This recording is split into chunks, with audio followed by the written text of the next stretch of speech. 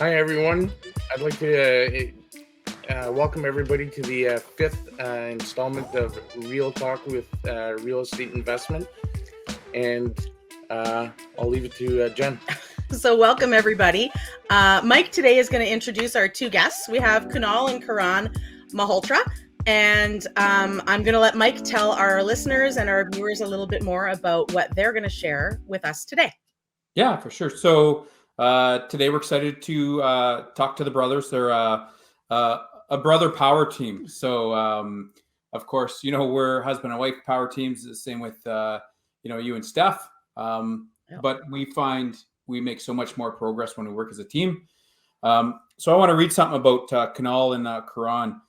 March 17th, they actually reached out to me saying, "Hey, Mike, I'd love to connect with you to share how I'm approaching things, and maybe you can guide me on some certain things. I saw your comments in today's, Facebook. I'd love to be able to reach out and talk to you about how you've been, able to grow your business." So here we go. It was March 17th, not even a year ago. We're coming up on a year. These guys were reaching out to me and they said, "What do we do? We want to buy real estate. How do we do it?" So I think we jumped on we did a couple of calls. The first call was about a half hour, an hour. And they said, "Where do we find money?" And I talked to them about how we had structured some deals and how we'd found some deals. And next thing you know, here we are. And I'll let you guys take it from there. Yeah. If I may, the call that we had, that was the first positive call that we had with any investor, mortgage broker, lawyer, that kind of motivated us and said that, yeah, you don't need money to buy real estate. You don't need to save up. So otherwise, everybody, what did the other guy say that? Oh yeah, so the first mortgage broker we spoke to, he was like, "OPM is great for a midnight conversation with your wife, and that's about it." I'm like, okay. So that definitely demotivated us because we were just getting started out. But then we knew this can be done. People are doing it. It's just about how you do it. Right. So that's when we spoke to you, Mike, and then that was probably one of the most productive calls we had in the beginning of our career. And we just took your advice, and then we just went from there. I think that's awesome. Right on. Where are you guys at now with properties, and where are you in the process? Can I? Yeah, sure. We just closed a duplex like half an hour ago. Oh, fantastic! Oh my God, I love it. Now, okay. So I just want to bring up kind of what linked us all together. So all six of us are part of the same mentoring group. Like, we met through a group of investors that wanted to kind of connect and network and grow and kind of figure out what we're doing and kind of share and support with each other. So that's kind of what brought us together. How did you guys get there? Just before we get to where you are, I know I'm super interested because I've never heard the whole story before. What got you started, I think, which is going to bridge you really nicely into what Mike wants to know. And that's kind of where you are now and how you got to a duplex closing half an hour ago. For sure. Well, a little bit about me. I came to Canada as a student in 2012. And right after you do your university, just like any immigrant, you're like, okay, now I gotta go get a job. I gotta I gotta go buy a house. I gotta bring my family over. So while I was, few years, I was just trying to figure out what do I want to do with my corporate career. And once that got stable, the next thing was getting married because I was getting old. Once we got married, the rental houses honestly were just getting too small for my whole family to fit in. Like, we were living in a 2-bedroom condo, and there were like 4 of us. It was obviously too small. Right. Then the next step was like, well, Kunal, in the future, Kunal's gonna get married. His wife is gonna come, so we need a place to live. So that's when we started looking for our primary residence, and then we looked at our primary residence, I think in 2020 October. That's when we closed on it, and it pretty much took majority of all our savings. Well, because of how the house prices were, it took majority of our savings. But within the next 4 months, in the next 2 months, we got an amazing news from a realtor saying that your property has appreciated 40%. Do you want to sell it? I'm like, wow. Just got the property like 2 months ago. So it was actually a very positive phone call, not because we ended up selling. We still have that the house we bought in. That's where Kunal took that information and then just spiraled on into where we are. So I'll let him bridge us into that. Yeah. Great. Just one thing I want to add what Karan said, that we did not save money for our primary residence. It was all line of credits. So we went to multiple banks, got line of credits at the same time. We had approximately around 140,000 of line of credit that we essentially used as down payment for our primary residence. Wow. And at that time, we didn't know what OPM was. And after we got our primary residence, we both had good full-time jobs. We both are in the software industry. We were paying bills. Oh, what's next? I need to get a fancy car. I got a fancy car. And soon, a month later, I realized, man, I'm in a tight spot. I can barely save any money. I'm not I have to think twice before even I go out to eat on a Friday night. Yeah. So started listening to podcasts, start following people on social media, and then just heard about OPM and how people are using that to buy properties and scale from there, because we were all capped out after getting the first mortgage, because we both were, it was a residential property. And as you know how prices are in GTA, we were not able to qualify for any more mortgages after we got our primary residence. Right. So since then, we got into the mentorship program, educated ourselves. And then it was like, okay, now we educated ourselves. How do we raise money? And yes, you need down payment, quote unquote, but you don't need to save it, but you need to raise it from somewhere. So we reached out to Mike. That was the time when we reached out to Mike, and Mike suggested us that, start telling everyone what you're doing. Just the first one's going to be hard, but after that, it's going to get easier. So there's not even a single person in the group we know. And it was a very small group because we just came out of universities, and everybody we knew were either students or our professors.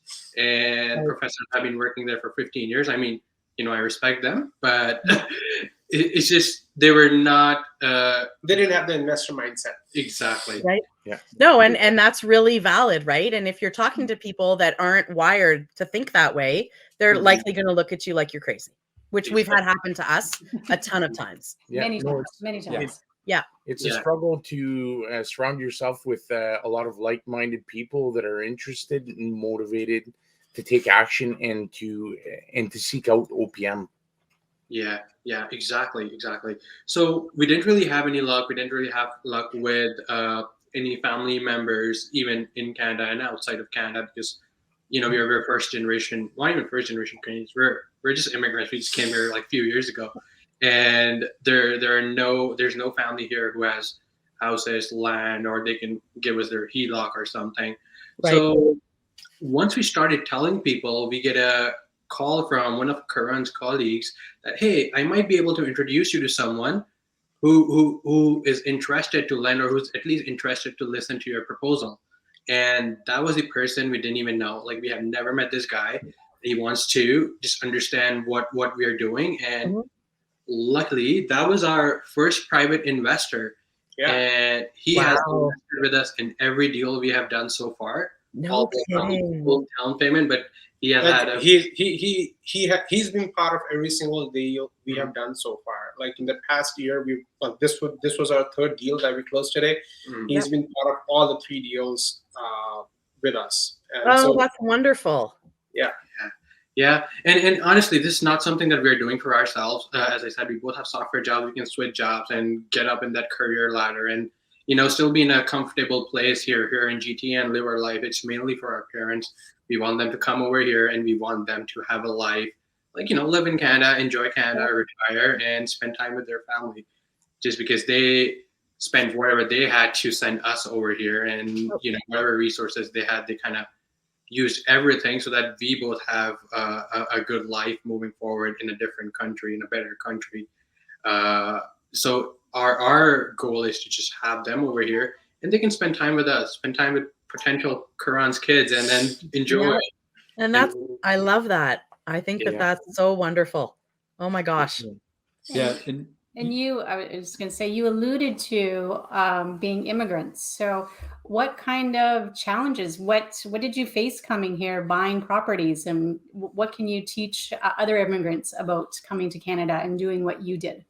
Yeah. So one thing which my dad told me from day one, since I started having a credit history, was make sure you pay your bills on time.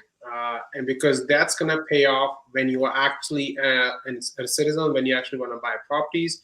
You're in this country, credit is everything. Like if you have a good credit, people will lend you money. If you have a bad credit, well, half the battle is already lost for you. You're going to have to work that much harder, right? If your credit isn't great, to try and work your way around it, for sure. 100%.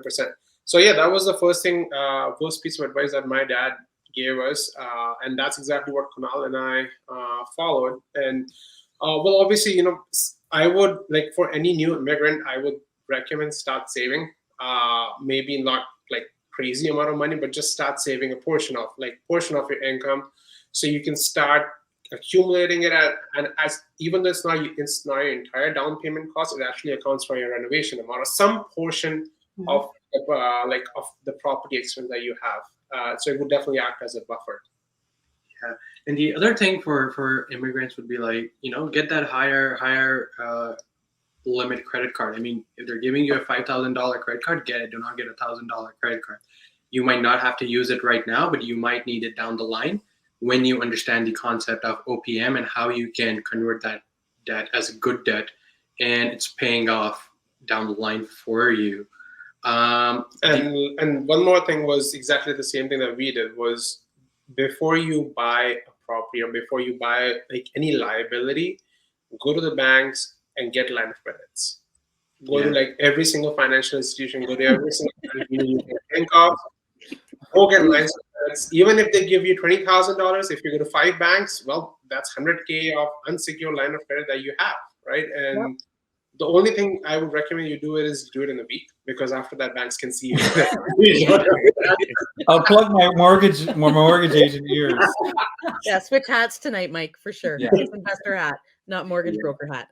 Yeah, and do not make the mistake I made. Do not get an expensive car prior to getting a rental property or getting a house, just because it does affect your credit in a way that you won't qualify for the amount that you would need potentially to buy your property, considering how the prices are going up. Yeah. Right. And one last thing is the thing that really got me into this whole investor mindset was a book, Rich Dad Poor Dad. Highly recommend anyone listening to it, just go ahead and read it. It will change your mindset. It will change the way you're thinking. It will give you awareness that you didn't even know that you were missing. Yeah. No, and I think we've all read that book a couple of times, and that's definitely on our list of top 5 books that we've read that really affected our journey and made us be able to look at things in different ways. Yeah, actually, I have it on Audible, and if I'm on a long trip, I've listened to it maybe 2-3 times. I love that book. Yeah. Yeah. And all this clicks with you. All this connects with you in a different way whenever you read it another time. So you're like, okay, yeah, why don't I try this? And yeah. No, and it's true. And your experiences change how you kind of accept the information, right? As every time you listen to it, you've had more stuff happen. There's been more learning. There's been more growth. So you're looking at things through a different lens at the same time. So it's like it's something fresh every time you listen to it or every time you read it.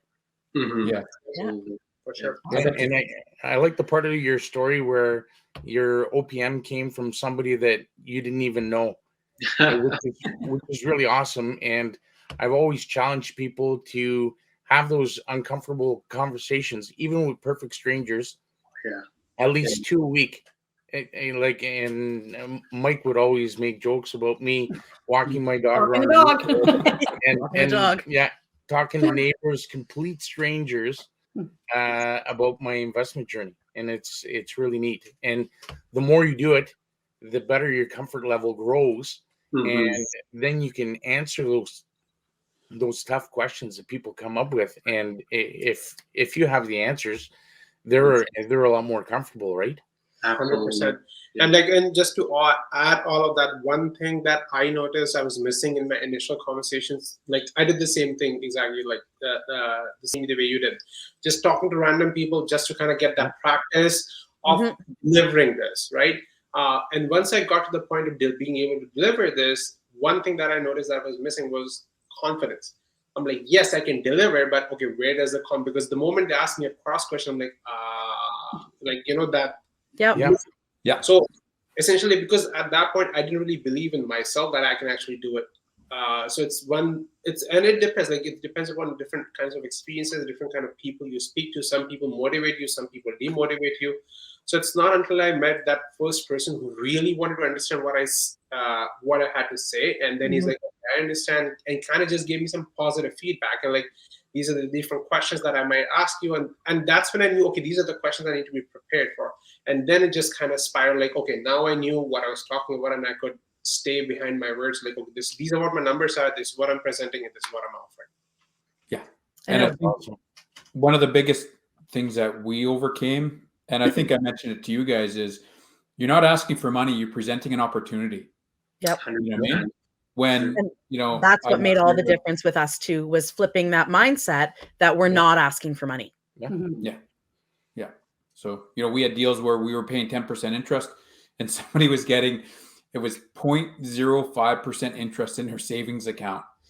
And, when I showed them what I was going to pay them a month, I thought the lady's like jaw was going to hit the ground. Right.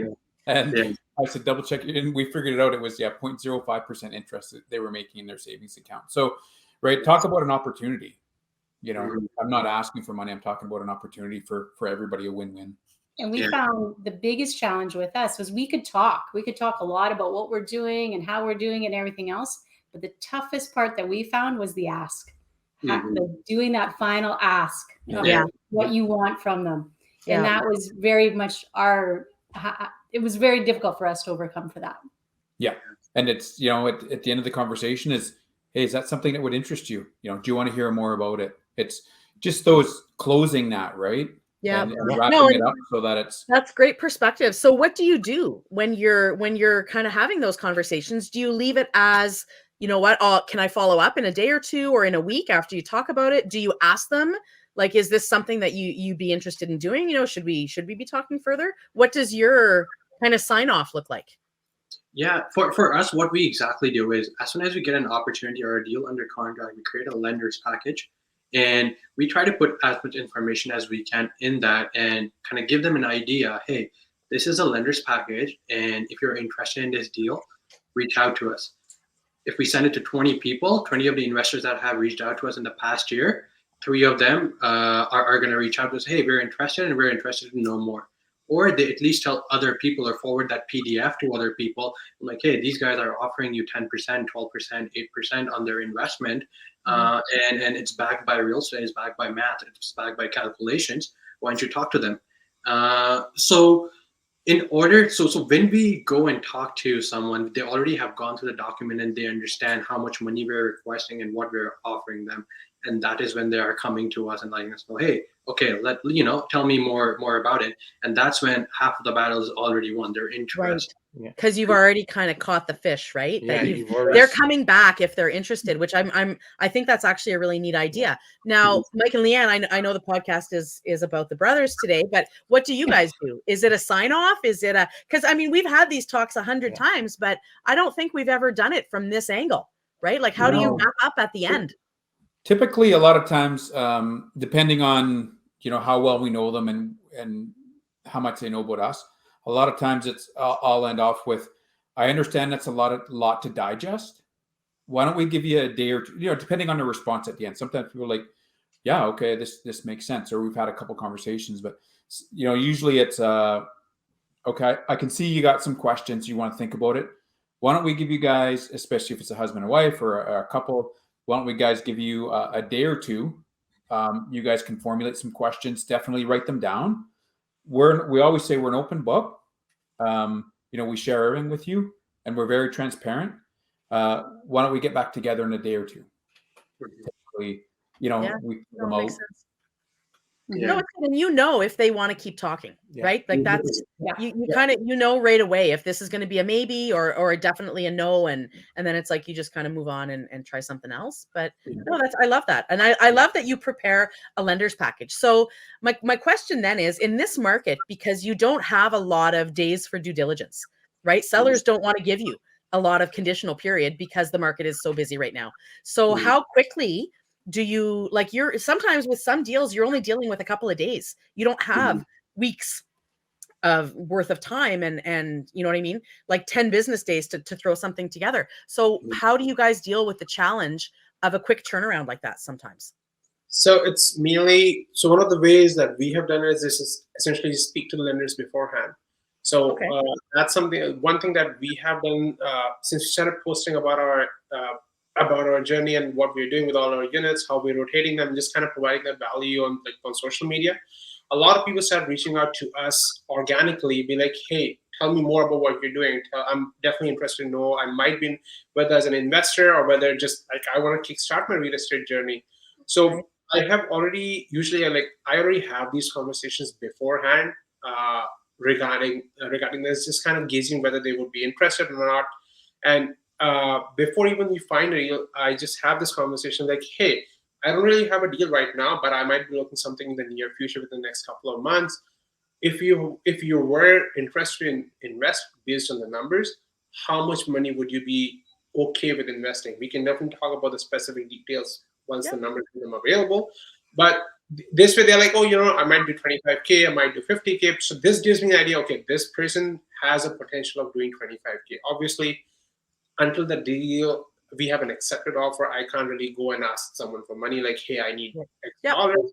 But it gives you an idea, right? And if it's a 25K investor, you're likely going to need a couple like him to go in together to do that deal, right? If it's a 50K or 100K or 150K, that you could do a deal with just that investor on their own and it'll fit. And we've had that. And at the beginning too, like our first OPM deal, I think it was like 4 people in on the same deal. It was a ton of paperwork and lots of juggling, but if that's how it had to happen, that's how it had to happen. And we were fine with that because at the end of it, we had a great cash flowing asset that we really didn't pay very much for.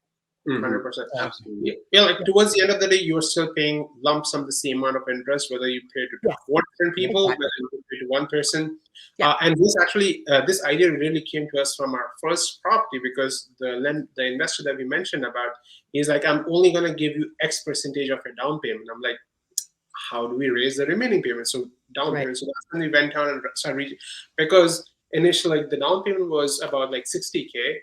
He came up with like 30K in the deal, and then we didn't really have to go out and ask for 60K. We only had to go out and ask for 30K from other investors. So for someone who's very new with investing with us, a 30K pill might be easy to swallow rather than like, hey, I need $60,000 from you to invest. So the more, if people come with small portions, it just gets easier. The smaller the portion is, it's easier to convince people to come and invest.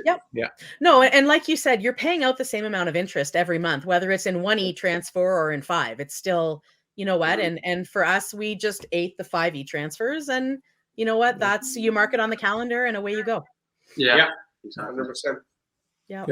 And one thing which Kunal told me once we got our second property, and because the property which we closed today, the duplex, we had an accepted offer on this property in September, and we closed on this property. So we had this property since September, and we bought it at the September market price, not the February market price.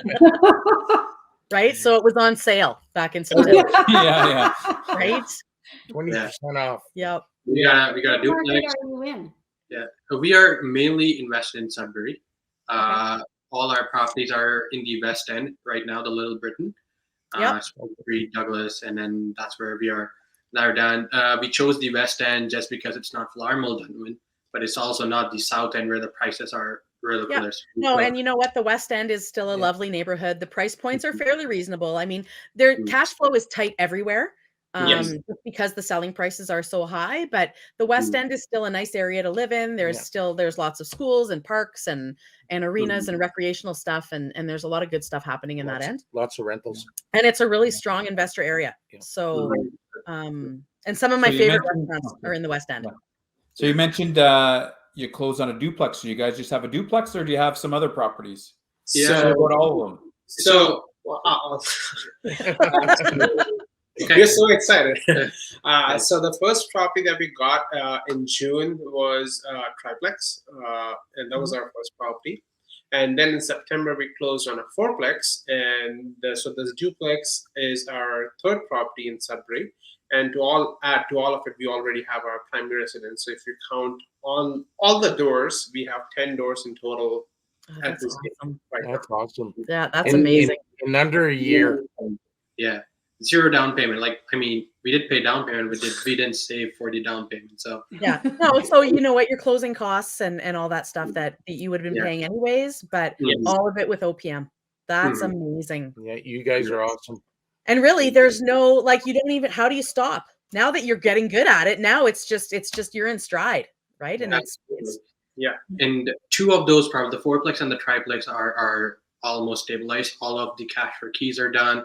We're just left with renovating 2 more units out of the 7, and we're going to trigger the refinance and return to private investors many sooner than they anticipated. So, and just they're happy with the investment, and they'll most likely be interested to invest with us again for other deals. Yeah. And Oh, sorry, go ahead. And likely for a bigger amount. Oh, Right? yes. Yeah, absolutely. Now, you guys a little tip. We repaid a bunch of our private investors. Some of that money, it was 4 months early. So really, do you have a project that you can park money for 4 months? Not really. So we actually reached out to all of them, and anybody, some of them were right on time, some of them were a month early, some of them were 4 months early, and we repaid them the full interest that we committed to over that time frame. Mm-hmm. And me and Leanne talked about it, and we said our plan, it went perfect. Actually, probably a little bit better than perfect. So why wouldn't we want to reward the people who helped us? Sometimes people say, well, hey, you know what? It's 4 months early. So I'm not going to pay you the last 4 months of interest. You know what I mean? But then if I'm touting around at how perfect our project went, right? Are they going to think, well, geez, I was a part of that. So we wanted to include them in our success. Yep.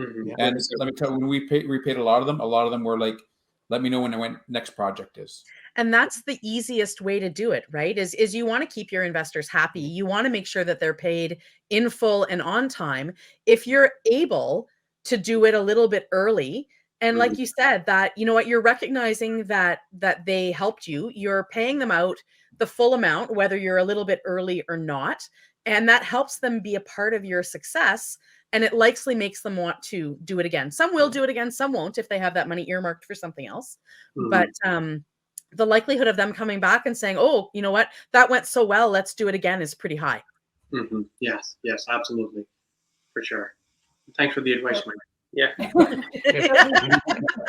Before we get into our lightning round, I want to ask you one more question. You alluded to cash for keys. How does that process work for you? How have you been doing with that? You hear so many different stories. How have you had success with it?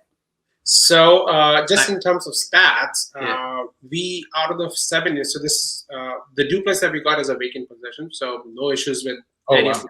Perfect. So the triplex and the fourplex, so that's like in total of 7 units. Out of that 7, only 1 was a natural transition. Others we paid cash for keys or had an LTB hearing against them. So essentially, like, the way we kind of approached it was just kind of have a human to human kind of a conversation with those people. Just be like, hey, how are you? Like, how long have you been living in this place? Obviously, these are distressed properties, so any normal sane person would be like, I'm frustrated, but I don't really have anywhere else to go. So the moment they brought that was more like, hey, we are the new investors. Our plan is just to renovate the whole building, but we do want to help you get to a better place, to move out of this place so we can start renovating it. And that's when the kind of conversation spiral is, I mean, like, hey, we're offering you X amount of dollars so you can, and then if there were any rent arrears, we also waived off a few months of rent arrears if they had any, and just told them, we're not going to take you to LTV. We're just doing X, Y, and Z things and also paying you X amount of dollars for you to leave. So that kind of gave them, that kind of attracted them. Okay, it kind of made sense to them in terms of a proposition. Few of them accepted it. One of them didn't. One of the tenants, we even offered like about $5,000 cash for them to leave. they did not accept it. After there were $10,000 in arrears. No, they costed us about $12,000 in total because they were really bad tenants. Yeah. But then we ended up going into the LTV, got a hearing, and they just left yesterday. Yeah. So get on. Yeah. One thing I would like to add is how we do it is we always do a bad cop and a good cop. So he's a good cop. I am the bad cop. So when we go to them, we tell them, hey, we work for the company who actually bought this building. We never tell them that we are the new You're owners. the actual owners. Wow, yeah. And we tell them that, hey, we understand the problem that you're facing, but you are in arrears of like last month's rent, this month's rent. So we don't want to go through the LTB and start that process. And it takes a long time to get the LTB hearing, and we don't want to make each of their lives any more difficult. So it takes us 4 months to go to the LTB and to have a resolution. Why don't we pay you 4 months rent, and why don't you leave, and we'll help you with the moving as well. And some of them are like, okay, why don't you give me your last month's? So they started negotiation after that. When you kind of show them that you're trying to help them and you're not against them, you don't want to kick them out because it's their home essentially. Although they are hoarders, they are, they do drugs, they sell drugs from the house, but still they live over there. So as long as you can show that you're trying to help them one way or another, and also getting the job done and getting them evicted, it kind of works on your favor. And that's what we have seen works for us. Yeah, and it's essentially all about controlling your emotions, because you are a landlord. You go visit your property, you see what they have done to your property. Any normal human being would just get furious and be like, start swearing or something. But it's more about, it is emotional, but you have to leave the emotional element out of it, because when you go and introduce yourself, you're not introducing yourself as a landlord. You're introducing yourself as someone who works for the landlord. So by default, they assume that you're not the person who's kicking them out. You're just kind of, taking orders from X person and then telling them. And same thing goes with negotiation. When they tell us like, okay, we'll speak to the landlords and get back to you, so they know that we're trying to work for them as well.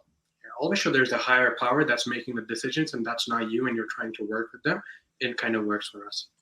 That's amazing. Very smart. I love that. Yeah. Yeah. Good. It's kind of like being a manager at work. You're the middle manager. I was just going to say that's middle management at its finest right there. Yeah. All right. So lightning round. So if you're unfamiliar with what lightning round is, we're each going to ask you 2 questions. We're going to go around the table, ask each a question each, and go around again and ask another question. Just quick answers. And just a quick answer, what comes to the top of your heads, just like that, lightning round. I'll start it out. Okay. So $1 million or 100 doors, what would you pick? 100 doors. Like $1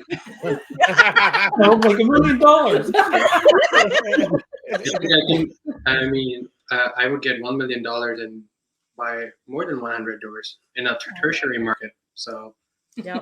Fair enough. Okay, I take my response back. I'll take that. Mine, Jane. Yeah. Oh, I love it.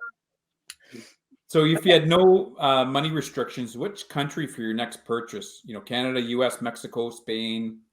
I would Bahamas or Belize? Yeah, we would go with Bahamas just because of the tax-free country, how it is. And I was listening to Mike Rosehart the other day. He's in Bahamas right now.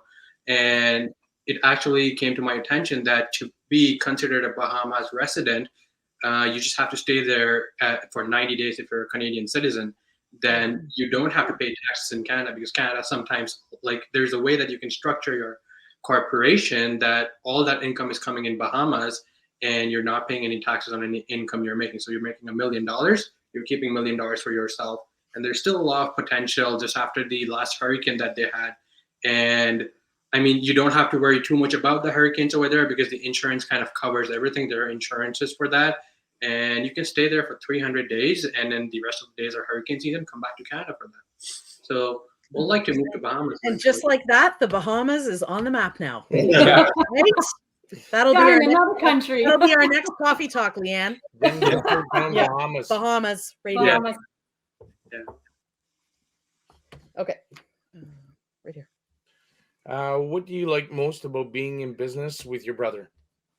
It's more about how easy it is to arrive to a conclusion, and it's how easy and convenient it is for us to bounce ideas off of each other.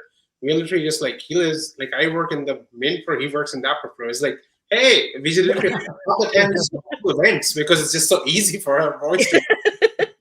Okay, so that's great. That rolls right into the next one. What do you like least about being in business with your brother? Oh, that's a tough one. Well, we both have the same mindset, but he's more aggressive on how he approaches things, and I'm more of like conservative kind of thing. So we kind of butt heads. Sometimes, like he wants to go do. I'm like, okay, let's take a step back, analyze, and then do it. So there are some ways, like some things that we kind of butt heads against, but we have definitely divided the work that we do. So I take care of like property management, day-to-day stuff, and he essentially takes care of like the contractors, renovations, or ordering materials and looking for deals. That's great. So we do have our own specific areas that we focus on, but then we, towards the end of the day, we definitely kind of give each other updates. And then whenever it's decision time, it's both of us on the table making a decision, then executing it. Yeah, it's very complimentary listening to the two of you talk. So that good cop, bad cop thing, it works well for you, for sure. Yeah, I wouldn't change a thing that he said. It's exactly copy paste. Oh, awesome. Yeah. So if travel and money wasn't a barrier, where would you be right now? Bahamas.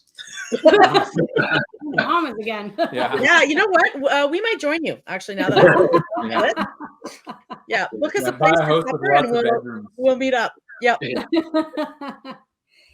So if you didn't get into real estate investing, what would you be doing right now? Obviously, you'd be doing your 9 to 5, but where would you be right now? I guess there would be two answers because we both were doing just two different things. I was a lot more into stock options trading. I was kind of trying to learn about it and understand how to execute them. But then I just found real estate and that just made more sense. So if I was not doing real estate, I would be doing stock options trading. Yeah, plus on top of my 9 to 5. I would definitely have a second job in terms of like consultation, in terms of I work as a project manager in the robotics industry, so just consulting with other people, but definitely a second gig for sure. Just to keep up with inflation, it's so hard. Yeah, no, it's true. It's tough. Yeah. Yeah, your turn. 3 things that made you successful in real estate investing. Can you narrow it down to 3? I mean, the one would be the family support, and then our why. It's very strong. Throw anything on us, and then we'll keep our head down. Rest of it, just because we know where we want to get to and how long do we need to get there. So just family support and our why, because what we are doing, it's essentially for them.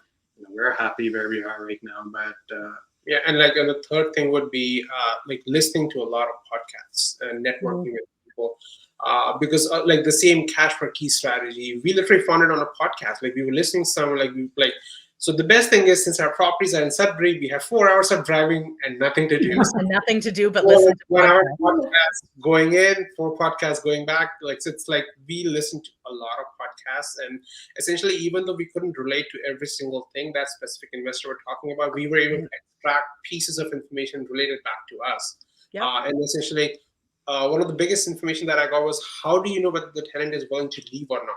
And we do that when we go for home inspections. That's when we find out whether this tenant is going to take cash for keys or not take cash for keys. Yeah, I'll tell you one example. So we were walking the property with the home inspector and the realtor, and I'm standing outside, and the realtor comes out, and he's like, "Your brother is very happy because the tenant just told him that she might just leave next month." I'm like, oh, "Okay, we're firming up on this deal."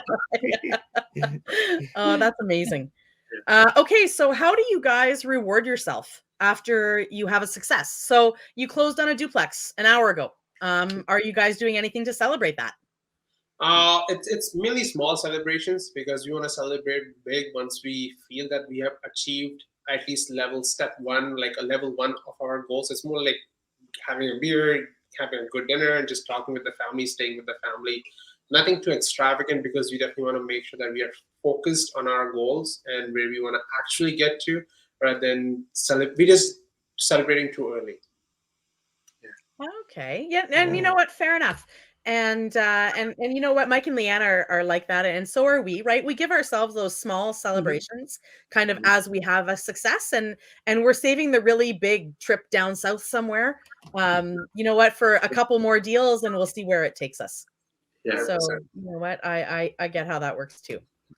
All right, well, you know what, I think that just about takes care of our time for today. I can't tell you how much we've enjoyed having you guys on Real Talk today. I think your story is amazing. I think that you're going to be so inspirational to so many people, new investors, immigrants to Canada, people that really don't know how to get started can listen to what you guys have laid out.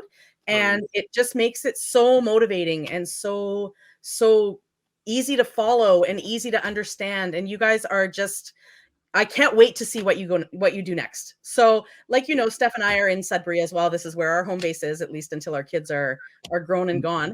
And you know what? The next time you're here, we would love to get together. Absolutely. And you know what? Let's have lunch. Let's have coffee. I can't wait to hear what you guys do next. And I really want to thank you for being a part of Real Talk. And you've brought so much to the show.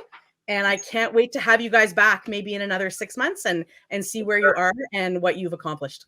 Yeah, for sure. The pleasure is all ours. Thank you so much for motivating us, and we're grateful for this opportunity. And thank you to Mike for connecting all of us here. And although we did chat back on Facebook, but it's the first time we're all meeting like face to face. And honestly, as I said in the beginning, like, you guys are inspiration for us, and like, we look up to you guys. And honestly, we hope to get to where you guys are very, very soon. Oh my gosh, you guys are so kind. You guys are driven. You guys will get there way faster than we did, for sure. No, so for our listeners, if anybody wants to reach out to you, are you open to that? How do they get a hold of you? 100%. So I think the two best ways for them to get in touch with me is through Instagram or Facebook. Facebook, it's Karan Malhotra, and my Instagram handle is invest WID with Karan. So WID Karan, sorry. Yeah. And my Facebook is Kunal Malhotra, and my Instagram is Kunal Malhotra, but instead of an O, it's a 0. So KUNALMALH0TRA. And you know what? I follow both of you guys on Instagram, and we're all friends on Facebook, and you guys do put out some really nice content. And I always like seeing what you're up to with your renovations and your before and after pictures. So I can't wait to see more. And then same thing, we look forward to your newsletter every single week, Jennifer. We do, Jennifer. I read that, like, it's such an amazing, heartfelt newsletter. Like, I love reading. It's like you're talking to us. Well, you know what? Imagine me with my cup of tea, just sitting in your living room telling you a story. So that's actually on my list of things to do tonight. I have to get that rolling because we're leaving tomorrow. Our son has a hockey tournament in the Sioux. Actually, we're going to link up with Mike and Leanne this weekend, which is going to be super fun. So I'm going to get that newsletter finished tonight. So hopefully you'll enjoy it on Friday. And really, guys, I cannot thank you again. It was lovely to finally chit chat kind of in person, closer to in person than I think we've been before. But I wish you guys nothing but the best. And I can't wait to hear what happens next for you. Thank you so much. Thank you so much for having us. Right on. So on that note, thank you everyone for tuning in to episode number 5 of Real Talk about real estate investing. And we'll catch you next week. Yeah. And I always say, thanks for keeping it real. Yeah. And you know what, Mike? Thanks for keeping it real. Yeah. Okay. I've seen their social media posts. Nobody keeps it more real than they do. Right on, guys. Have a great night, everybody. You too, guys. All right.